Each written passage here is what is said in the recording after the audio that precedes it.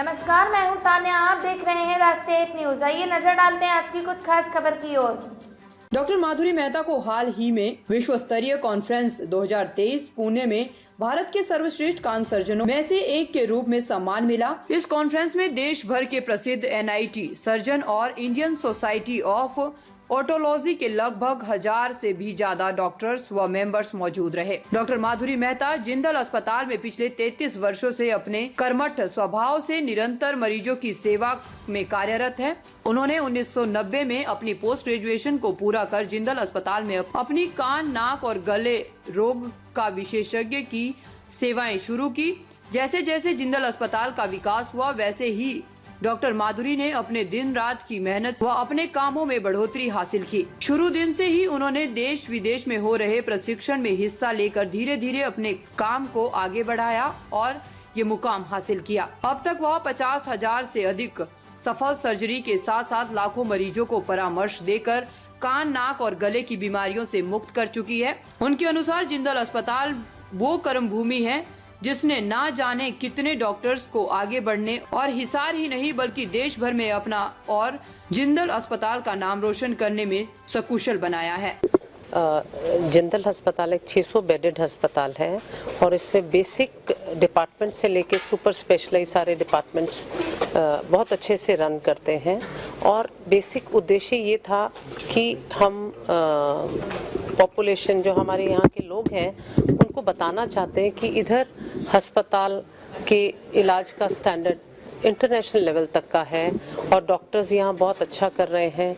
क्योंकि मुझे आज 33 साल की प्रैक्टिस के बाद देश में बेस्ट ऑटोलॉजिस्ट ऑफ इंडिया का अवार्ड मिला है, फेलिसिटेट किया गया, जो अपने आप में एक बहुत बड़ी चीज़ है कि हरियाणा को डिपिक्ट करते हैं हम देश के लेवल पे कि हरियाणा के डॉक्टर्स किसी से कम नहीं है।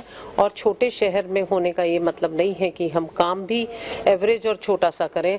हमारा काम इंटरनेशनल स्टैंडर्ड्स का होना चाहिए। काम में 1% भी कहीं पे भी कम अच्छा ना हो। और मैसेज ये देना है कि छोटा गाँव हो, बड़ा शहर हो, सबसे बड़ा शहर हो, अगर आपके मन में अच्छा काम करने की, मरीजों के प्रति एक समर्पण, एक तरीके का पूरी तरह से उनको इलाज करने की अगर जज्बा है तो आपको कोई चीज़ रोक नहीं सकती। मैम, जो अवार्ड मिला है उसके बारे में बता दीजिए, क्या है और किन अचीवमेंट्स में? अवार्ड जो है ये हमारे देश में 10-1 हज़ार शायद ENT डॉक्टर्स होंगे। उनमें से नाक, कान, गला, यूँ तो हम सारी सर्जरीज करते हैं, सभी तरीके के मरीजों का इलाज करते हैं, लेकिन कान में मुझे बहुत ज़्यादा फाइन माना जाता है और बहुत आगे जा चुकी हूँ। मैंने इटली में जाके स्कल बेस सर्जन जो वर्ल्ड का बेस्ट है डॉक्टर मारियो साना, उससे ट्रेनिंग लिया और धीरे धीरे इसमें हमने काम करा। बहुत सारे केसेस की सर्जरी की है, किताबें लिखी हैं। देश में बहुत कम लोगों ने इतने सारे मरीजों का इलाज किया होगा। सफल सर्जरीज करना, किताबें लिखना, ट्रेनिंग्स देना और सर्जरी दिखाना, कॉन्फ्रेंसेस के पार्ट बनना, इंटरनेशनल कॉन्फ्रेंसेस में इन्विटेशंस आना, लाइव सर्जरीज वहाँ करना, तो ये सारे फैक्टर्स थे जिनके बेसिस पे उन्होंने डिसाइड किया। और उसके ऊपर भी, हाँ जी, और उसके बाद कमिटमेंट टुवर्ड्स द स्ट्रीम, मेरे को ENT के प्रति कमिटमेंट बहुत इम्पोर्टेंट है। क्या अवार्ड था मैम, क्या नाम? ये इसको फेलिसिटेशन किया गया। टोटल 10 लोग चुने गए जिनमें फीमेल मैं ही थी और सब अलग अलग प्रांत से थे। कोई मुंबई से था, कोई कलकत्ता से था, कोई किधर से था।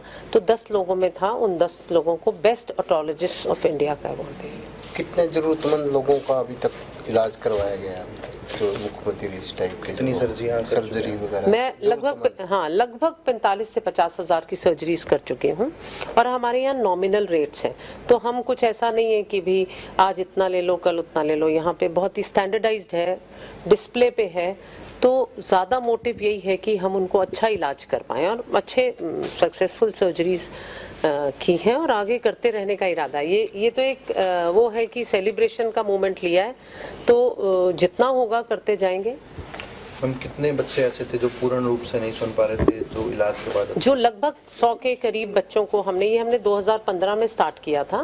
डॉक्टर एमवी कीर्तने हैं पद्मश्री अवार्डेड, और उन्होंने आके हमें सिखा, उन्हीं से सीखा और फिर हम उसी को आगे बना के, और इसमें सावित्री जी का बहुत ज़्यादा कंट्रीब्यूशन है कि कदम कदम पे वो हमें मदद करती हैं। जहाँ हमें लगने लगता है कि बच्चा आ गया, जैसे तैसे करके उनको रिक्वेस्ट करते हैं, वो CSR से हमें देती हैं। तो एक उनका, मैं तो चाहती हूँ कि ये तो समर्पित सावित्री जिंदल जी के है कि मेरा प्रोग्राम चलता रहे। हर एक को सरकार भी नहीं देती है, हर कोई बेचारा कर भी नहीं पाता है, तो इम्पोर्टेंट बात यह है कि उसकी ये रुकावट ना आए। कितने बच्चे थे? लगभग 100 के करीब बेटा हो चुके हैं, और कितने हैं जो 100 के करीब हमारे पास पेंडिंग है। इंडिया में लेटेस्ट तो मैं मतलब पैदा होने में से 4 से 5% बच्चों में होता है कि ये, और सिर्फ बड़े शहरों में इसका इलाज संभव है। और वो भी जैसे मुंबई में वो करते हैं, महिंद्रा एंड महिंद्रा, रिलायंस हो गए, बड़ी बड़ी कंपनीज हैं जो वहाँ कंट्रीब्यूशन इतना ज़्यादा करती हैं। हमारे यहाँ पे सिवाय हमारे जिंदल परिवार के, जिंदल फैमिली के अलावा बहुत से कंट्रीब्यूशंस है नहीं, जबकि ये ज़्यादा लोगों को करना चाहिए।